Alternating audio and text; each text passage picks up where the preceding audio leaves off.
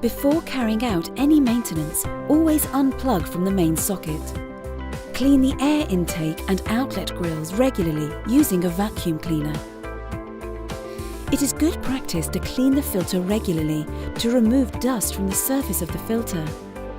To clean the filter, it is necessary to remove it from its housing. To do this, open the lid by pushing the lid release button. Rotate the filter cover anti-clockwise until the pointer on the cover matches the unlock symbol. Remove the filter and use a vacuum cleaner to remove the dust collected.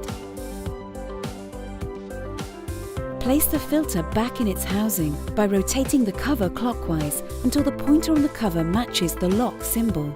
The unit is automatically programmed to remind you to change the filter. After a predefined number of working hours, the unit will display CF message, indicating that the filter must be replaced. Always use original De'Longhi filters. To reset the CF alarm, in rapid succession insert the plug and press and hold the on or standby button on the unit for at least 10 seconds until you hear a long beep. The filter is designed to last up to 9 months. This is based on 8 hours usage a day, at medium working load. This indicator is a guide only, and you may need to replace the filter more frequently depending on the air quality conditions.